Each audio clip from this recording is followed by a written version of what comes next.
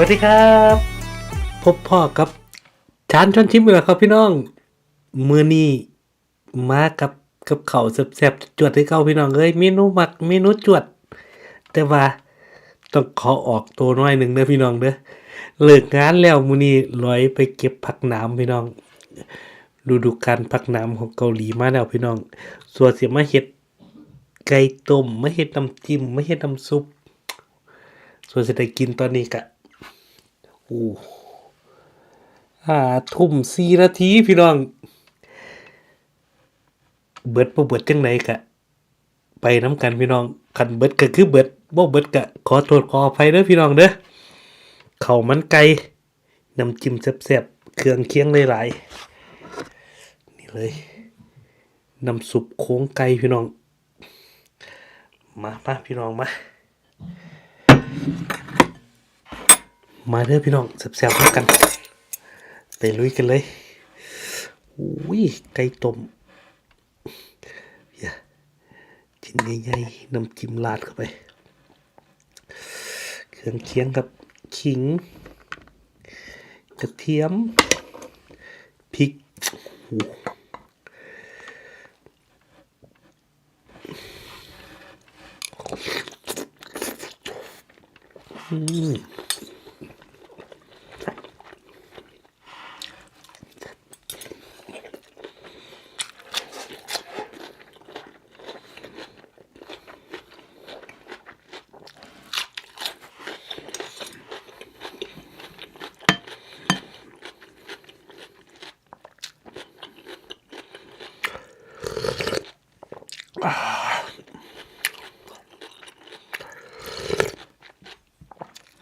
ย่างแซ่บย่างจวดพี่น้องเลย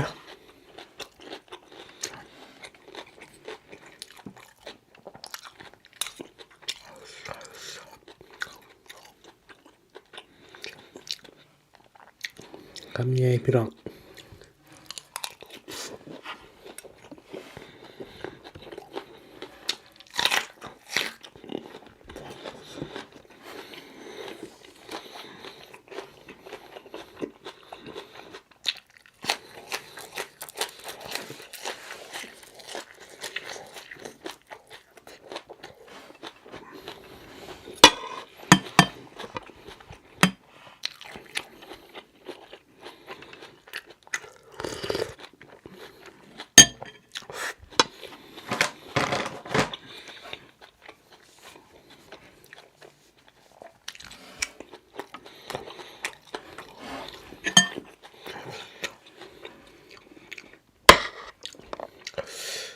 เสริมไข่ต้มพี่น้อง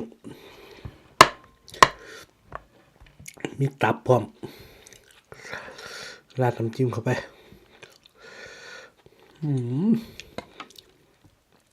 เอาทีละอย่างเนาะไข่ต้มกัน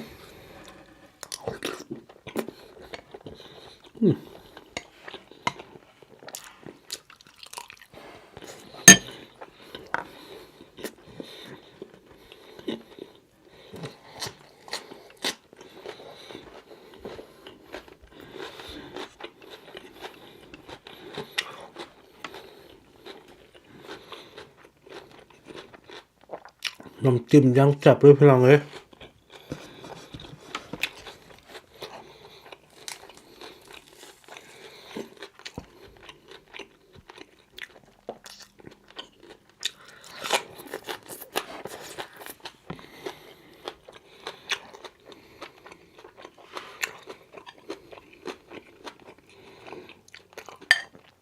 น้ำซุปโครงไก่หอนๆเลย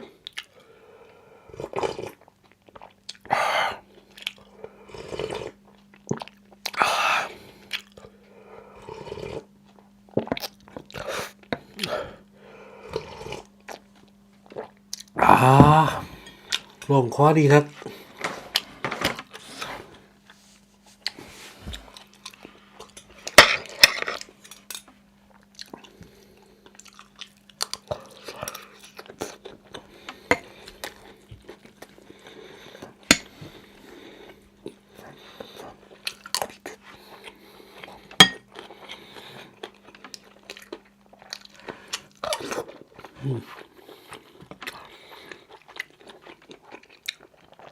น้ำซุปมีเห็ดหอมบ่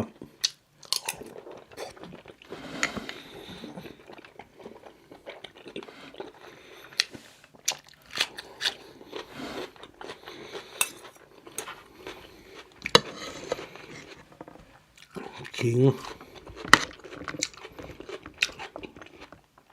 กระเทียมพริกไก่ต้มราดน้ำจิ้มเข้าไป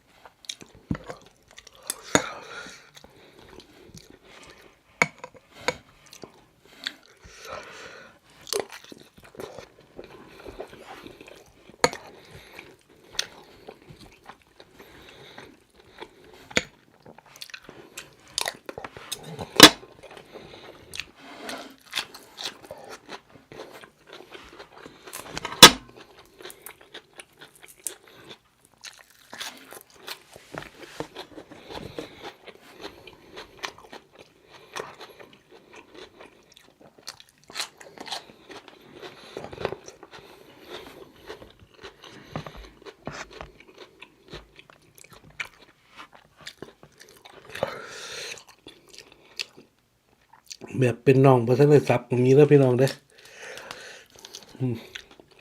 ไก่ต้ม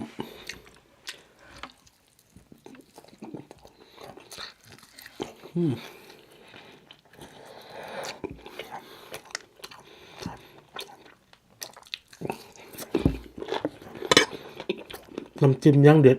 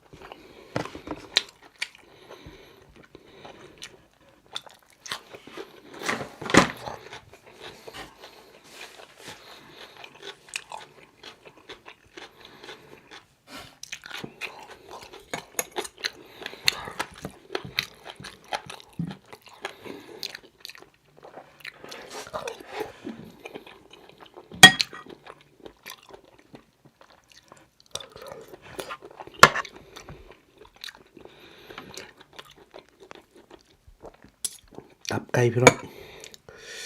ราดน้ำจิ้มเข้าไป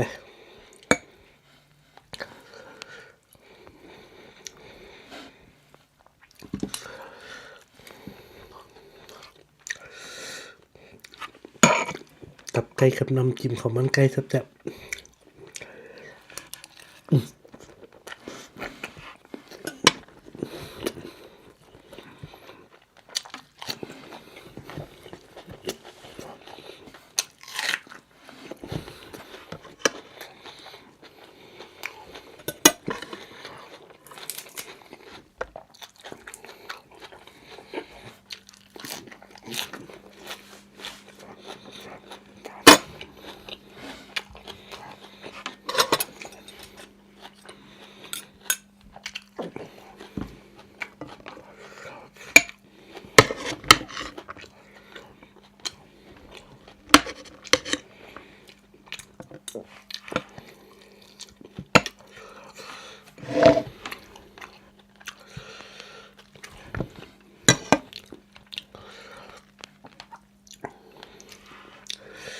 เครื่องแน่นๆพี่น้อง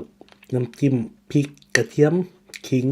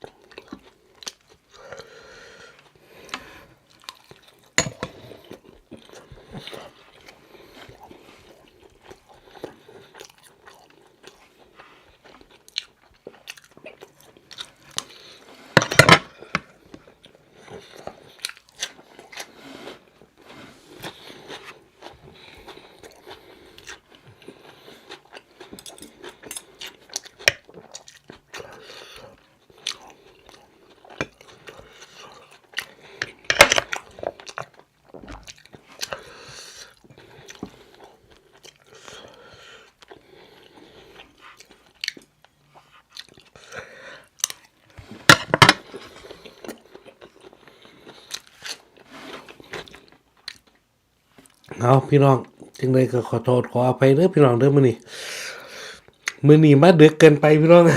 5 ทุ่มกว่าโอ้ส่วนสิได้กินกาไปเก็บผักหนามอยู่พี่น้องเมนูหน้าลาบปลาดุกกับผักหนามเด้อพี่น้องเด้อของแซ่บเลยอย่าลืมครับคอมเมนต์มากุดคุยทักทายแล้วก็กดไลค์กดแชร์กดติดตามกันไว้ครับพี่น้องเป็นกำลังใจให้อาจารย์ช่วยชิมเด้อพี่น้องเด้อมื้อนี้ขอตัวไปแล้วครับสับเสย